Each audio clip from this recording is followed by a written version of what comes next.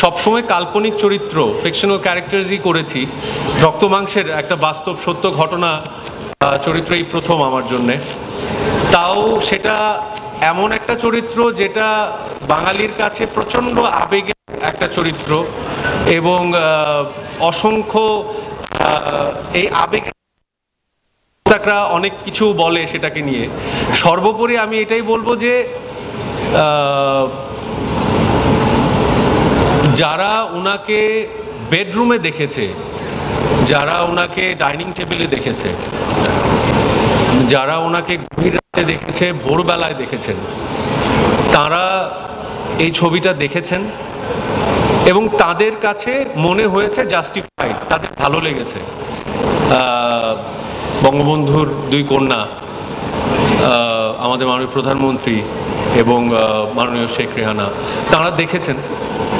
বাকি রইল শ্যাম বেনেগালকে নিয়ে কথা। আমার মূল কাজ ছিল সেটার অভিনয়ের পার্টটুকু।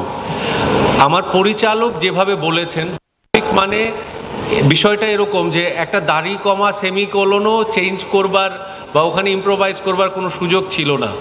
সেটা সরকারিভাবে এবং আমাদের মাননীয় প্রধানমন্ত্রী কর্তৃক অ্যাপ্রুভড একটা স্ক্রিপ্ট, সেটার ওপরে আমরা কাজ করেছি সবাই, যারা শিল্পীরা কাজ করেছেন শ্যাম বেনেগাল স্যারের নির্দেশনায়।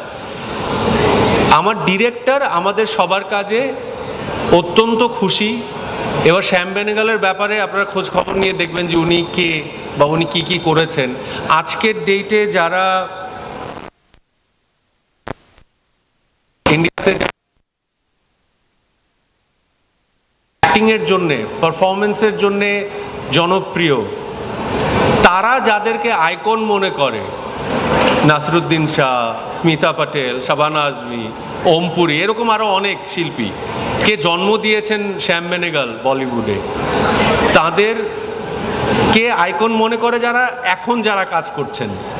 তো এটা আমার জন্য অত্যন্ত সৌভাগ্যের যে একটা কথা আজকে স্পষ্ট করে বলতে চাই, এই ছবিতে যদি আমাকে পাসিং শটও দিতে বলতো, পাসিং শটও বাদ দিলাম, যদি বলতো যে এখানে স্পট বয়ের কাজ করতে হবে, বুম ধরতে হবে বা লাইট ধরতে হবে, সেটাও আমার একজন অভিনয় শিল্পী হিসাবে শ্যাম বেনেগাল স্যারের সাথে কাজ করা। এবং শেখ মুজিবুর রহমান জাতির জনককে নিয়ে একটা বায়োপিক হয়েছে, সেটার অংশ হতে পারাই অনেক বড় একটা বিষয় আমাদের সমগ্র শিল্পী যারা কাজ করেছেন তাদের সবার কাছে, আমার কাছে তো বটেই।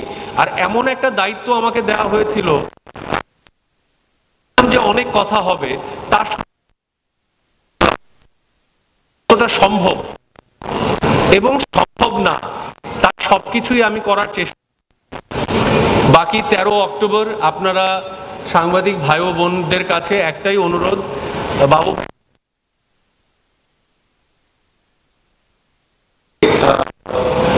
যে একটা কাঁচের রুমের ভেতরে, একটা রুমের ভেতরে যদি 10 জন মানুষ থাকে, 9 জন পাগল থাকে আর একজন স্বাভাবিক থাকে, বাইরে থেকে ওই একজনকেই অস্বাভাবিক মনে হবে, বাকি 9 জনকেই স্বাভাবিক মনে হবে। সেমভাবে ভাইস ভার্সা, উল্টো। তো আমরা সবাই মিলে যদি আমাদের এই গল্পটাকে, আমাদের দেশের ইতিহাসটাকে, সেটা 1920 থেকে শুরু করে 75 পর্যন্ত, এটা আমাদের গল্প ভাই। আমাদের গ্রাম বাংলা, আমাদের যে দেশভাগের পরের যেই কি কি হয়েছিল, আমাদের ভাষা নিয়ে কি হয়েছিল, আমাদেরকে কিভাবে তৎকালীন পাকিস্তান কিভাবে আমাদের এই বাংলাকে শোষণ করছিল, তারপর স্বাধীন বাংলার স্বপ্ন দেখা এবং সেই স্বপ্নের জোয়ার তুলে দেয়া, এবং সাধারণ মানুষ মোটামুটি দা বটি কুড়াল যা আছে তাই নিয়ে তৎকালীন অ্যাডভান্সড ওয়েপেনারির সামনে দাঁড়ায় যাওয়া।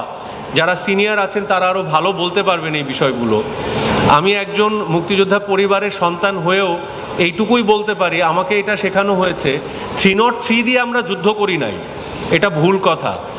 আমরা যুদ্ধ করছি সাহস দিয়ে, আমরা যুদ্ধ করছি বিশ্বাস দিয়ে, আত্মবিশ্বাস দিয়ে, যে 303 হোক আর ঝাড়ু হোক আর দাও হোক, দাঁড়ায় যাব। কারণ কি, শেখ সাহেব বলছে, বঙ্গবন্ধু বলছে, যা কিছু আছে তাই নিয়ে রক্ত যখন দিয়েছি আরও দেব, কিন্তু স্বাধীনতা চাই, আমরা আমাদের ন্যায্য জায়গাটা চাই। সেই দেশ আজকে এত বছর স্বাধীন, আমরা গর্বের সাথে বলতে পারি আমরা স্বাধীন বাংলাদেশের নাগরিক, সেই গল্পটাই আপনারা দেখতে পাবেন। আমি দেশবাসী এবং আপনাদের সাংবাদিক ভাই বোনদের মাধ্যমে আমি সবার কাছে এটুকুই বলবো, ছবিটা দেখেন। সমস্ত আপনাদের পরিবারের যে কোনো বয়সের সদস্যদের নিয়ে আপনারা এই ছবিটা দেখতে পারেন। এবং 13 তারিখ থেকে ছবিটা চলবে সমগ্র বাংলাদেশে, 27 তারিখে পুরো ভারতবর্ষে রিলিজ হচ্ছে, তারপর পুরো পৃথিবীতে রিলিজ হচ্ছে।